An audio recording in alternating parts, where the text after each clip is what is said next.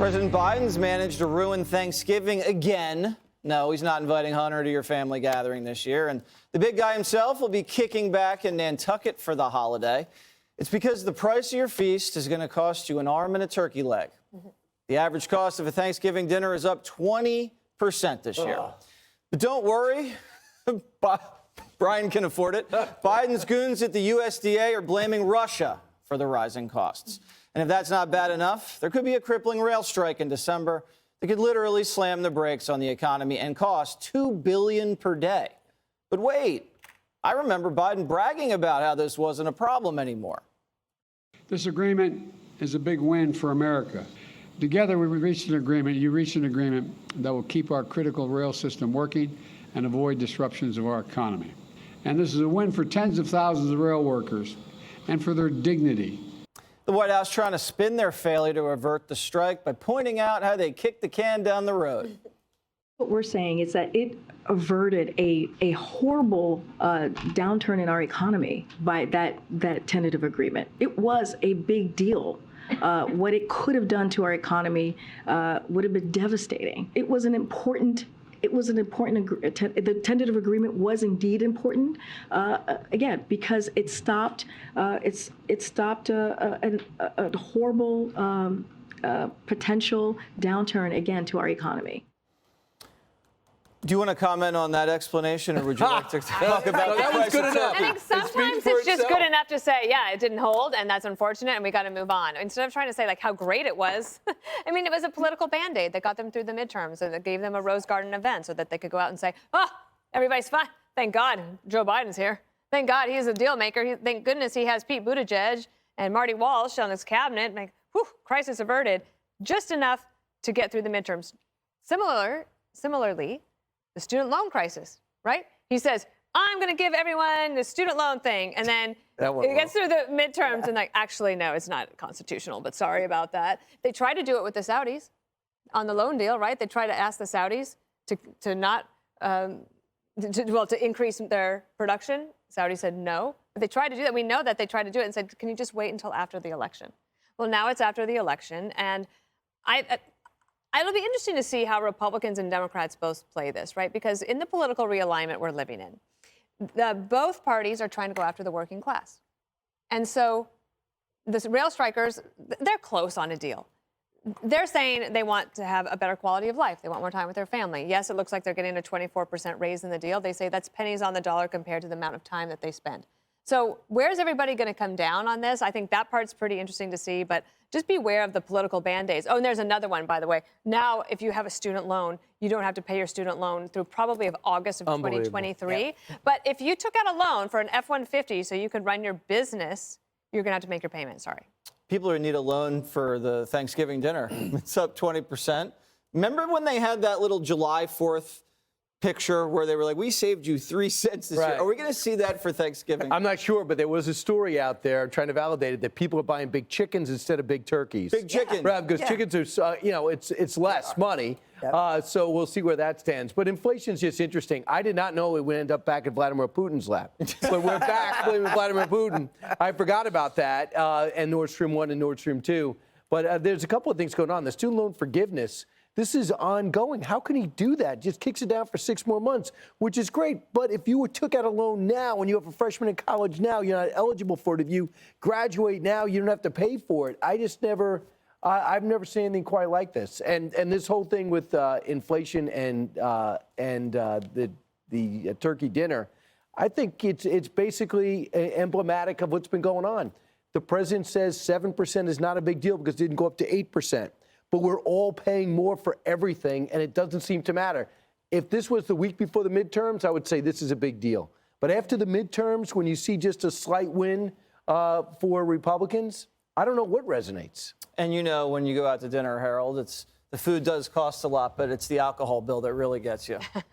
And that's not a personal statement. I think this whole notion, Brian, I think you made the most important point. As we think about inflation and Bidenflation, I think Dana framed this all the right way. Her reaction about the press secretary, I thought was right. She should just move on from it. So look, we thought we had a deal. We don't have a deal. At least we have some framework, and we hope we can get something here. But this, for whatever reason, it has not resonated politically with the country. And it is not moving people. It resonates, but it doesn't move them to vote for the other party. They've not assigned blame, a sufficient blame to Democrats on this. And I've struggled with trying to figure this out, too. Part of me thinks that it's because a couple things. One, people still have some reserve cash from whatever that time may be. Could have been some of the stimulus that took place back in 20 and 21.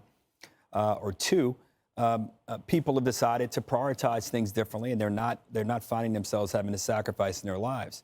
Whatever it is, it's a new normal as it relates to our economy, because if we are in a recession, we've never seen a recession where you're producing jobs that we're producing, where you have consumer sentiment elevated, not as high as it was, and people still spending money. So something is happening in our economy and something's happening in our society that defies sort of the normal way we look at the economy and we look at supply and demand.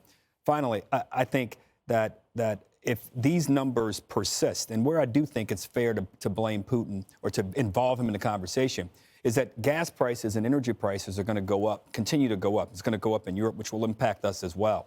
If I were Republicans, where I'd be trying to get something to resonate, if I were Democrats trying to blunt it, domestic energy production, I don't know, it's good for him to be at the border. We're off a million barrels a day. Right, but that's all I would be talking about. Because if indeed Democrats are right, and I don't want to give the Republicans the playbook they should be playing, but if Democrats are saying Putin is the reason that prices are up, then if I were McCarthy and Republicans, I'd be saying we need to increase domestic energy production. It's good to be at the border, but why not address the issue that Democrats agree is the issue, and frankly, Europeans know is the issue, and Americans we're going to unfortunately confront as natural gas prices continue to rise throughout the winter. And I pray and hope that we have an answer to not only the long term, but the immediate term of trying to help families pay for their energy bills. Harold's making some sense. He is making some sense. But, you know, Joe Biden came in. I always go back to this. He came in the Trojan horse.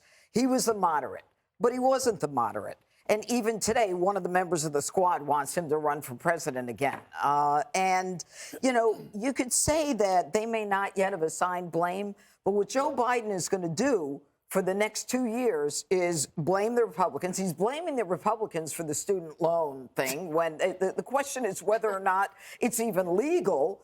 And, you know, he's blaming Putin for something, as you say very, very correctly, that we can take care of our own domestic energy production. All right. So who's to blame? Biden's to blame for the fact that we went from energy efficient to not having any domestic energy. You mean energy independent, to not having any now, and begging to the Saudis and then the Venezuelans and everyone else to give us oil. So, I mean, it is devastating. This rail thing is devastating. It's a Trojan horse again. I came out and I really took care of this possible rail strike that's going to cost us $2 billion a day if it doesn't go through. Yeah, and I did my victory lap, but it really wasn't well, and it didn't work, and you really didn't close the whole thing as it relates to the loans, and you really didn't, you know, you haven't done anything for domestic energy production. So stop blaming other people. You've been lying since you were in the Trojan horse. But in fairness, if everybody believed your points, you would have had a better night last Tuesday, 2 weeks ago. I'm only saying I try to call balls and strikes, and at the end of the day, we all have to take lessons from this election. You know what would have been great? We got an LNG plant in Europe.